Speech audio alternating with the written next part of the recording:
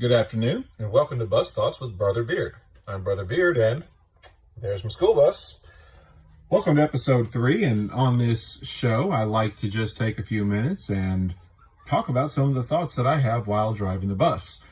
For example, the other night, family and I, we were watching Parks and Recreation, one of my favorite TV shows of all time, and we were watching the episode in season 3 where everybody catches the flu, and one of my favorite parts of that episode is Rob Lowe. He's just absolutely hilarious in that episode, particularly, with the whole show in general. And when I think about Rob Lowe, I also think about the hardware store Lowe's, and that leads me to a question.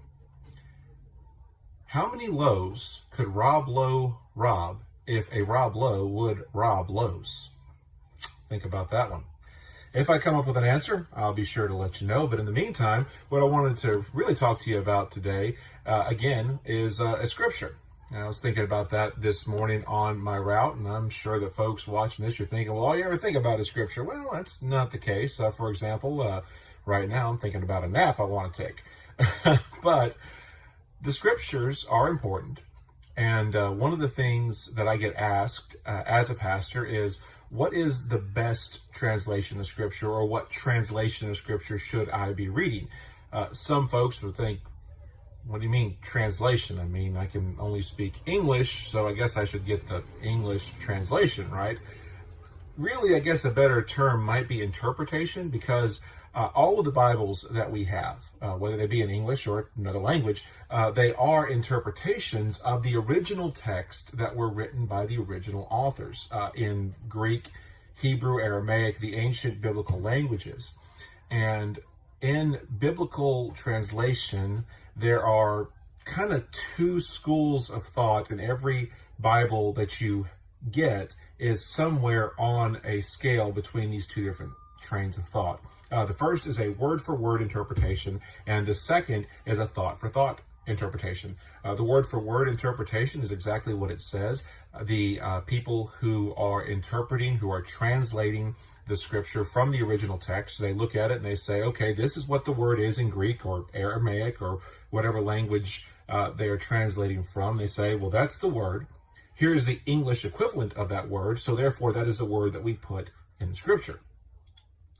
The other end is the thought-for-thought translation. And so what they do in that school of thought is they read the original text. What is it trying to say? What is the message that is being communicated? And then they will interpret that into English and then, of course, put it down. And on the word-for-word spectrum, you have the New American Standard Bible, the NASB. That's my sword of choice. It is the closest word-for-word translation that we have in the English language. I like the 95 revision. I haven't spent enough time with the 2020 version yet to make a judgment, but that's the sword I take to the pulpit every Sunday. On the other end, you have like the New Living Translation or the Message Bible, which are thought for thought. And so the question is, which should I read? Should I read something that's more word for word? Should I read something that's more thought for thought? And my answer generally is the best translation of scripture to get is the one that you're going to read. And equally important is one that you can understand. Like, getting the King James Bible is great and all, and there's a lot of churches that prefer the King James. In fact, I have talked to more than one church that said, we are a King James only church. You cannot have any other version of scripture in our church. That's your preference, obviously. That's not mine. But the King James isn't the easiest to understand. Perhaps you would be better off with an English Standard Version, something like that, something that you can read and you can know what you're reading. Because reading the Bible obviously is important, but understanding what you are reading is equally important. And so pick up a Message, New Living Translation, Amplified. Heck, my 10-year-old is reading the Brick Bible right now, which is literally a Lego fan took and he told a bunch of stories from scripture using Lego figures. We're riding down the road and my 10-year-old is asking me questions. hey, Dad, what about this? And hey, this story from the Bible. And I'm sitting there and, how did you know that? How do you know these stories? It's in the Brick Bible. Okay, fantastic.